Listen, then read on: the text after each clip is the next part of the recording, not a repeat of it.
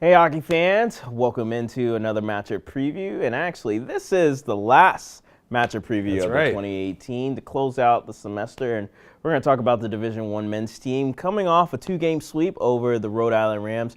Rhett, very defensive first effort, but the Flames were still able to get it done in sweeping the Rams, winning 4-2 and then also winning 3-0 on last game of the season. Yeah, I think the coaching staff and probably the players as well would say it wasn't our best weekend efforts that they've had throughout the year. But, you know, you come away with 2 wins. It's a hard weekend to play in college hockey because all these guys are going through exams and they're also thinking about going home for Christmas break, right? Well, understandably so. You've been here, you've been grinding away since late August, early September, kind of getting yourself in a good spot for second semester. So that last weekend just before Christmas, always tough to play, but the Flames come away with 2 wins, like you said, and while they might not have been the prettiest, they still count. And not only still counts, they've found a way to now cement themselves top of the ASCHL, keeping their standings 3-game lead over number 2 Syracuse. And talking about going into the break, how important is that? Because now they are sitting pretty with only 3 more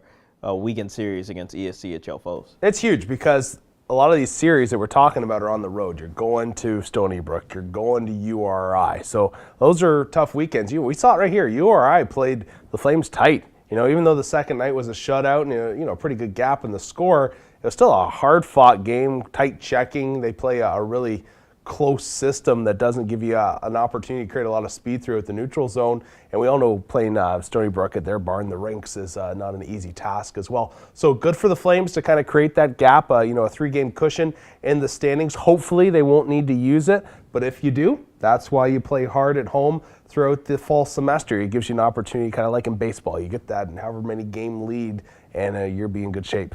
And talk a little bit about going into next semester. You talked about Stony Brook. That's kind of where it's going to either make or break their season, you could say, in the ESCHL standings because of the fact that that's the opening game when they come back. So talk a little bit about the Flames kind of trying to just prepare things to get ready for that, obviously, especially with the month layoff, and then you're only really going to be back for about a week or so before you go up there and familiar territory, but also unfriendly territory. I think the big thing is just getting healthy, right? That's, the Flames. We saw Cruikshank a little banged up last weekend, multiple bodies on the back end. Nelson was out. There's some guys that are hurt that need to rest. So that's a big thing, getting healthy for second semester. But then, like you said, it is a big weekend for the ESCHL when Liberty heads up there to New York City. And so you're going to have to be at your best. Stony Brook rather is going to know that, you handed it to them here pretty well. And there's some calls that, they never seem to like. That's just how it goes when Liberty plays Stony Brook. But playing on the road, your first game back from Christmas, sometimes you have that little bit of rust, and no matter how many times you practice and the tempo of practice, it never exactly simulates gameplay. Right. So the Flames are going to have to come in and really buy into the game plan and get their legs going in the first couple periods of that game. Yeah, and speaking of that, that's going to be the game that kind of also a weekend series that's going to really pave the way for the semester. I mean, you got to think about it. When it comes back, you got Stony Brook, who's ranked. URI, they're still ranked. You're also going to play Alabama, who are ranked. And also, even the biggest test, it's going to be the Adrian Bulldogs, who really thumped you in their barn, and now you're going to get a little measure of revenge come early February. So, talk a little bit about that, because all of it's been building to kind of peaking at the right time for them. Yeah, I think a lot of this season comes down to that Adrian weekend when they come here, because last semester they talked about it. Hey, we went up there. Yes, we took 2 losses, but we feel like we can play with these guys. That was the message coming back. We can compete. So you've had time to now hone your system, kind of get everything smoothed out. You know what to expect this go round. Here's the opportunity for you to compete. Are you going to be able to play with one of the top 3 teams in the ACHA and prove that you belong there? Because if you do, then all of a sudden the national picture opens up.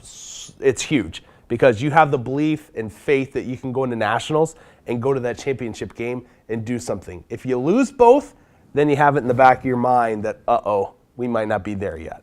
Well, hopefully we'll see what the Flames are able to do come the new year. Thank you all for tuning in, not only to these matchup previews, but even more so tuning into the broadcast with me and this guy here coming in this season. Appreciate it, and get all your Flames facts, as we said. If you haven't done it already, I don't know what you're waiting for. Close the new year off right. That's right. Like the Flames on social media. You got a final thing you want to tell people before season ends? Yeah, Merry Christmas, Happy New Year, and we both know. Oh, Jesus is the reason for the season. For Rhett McGibbon, I'm Patrick Strong.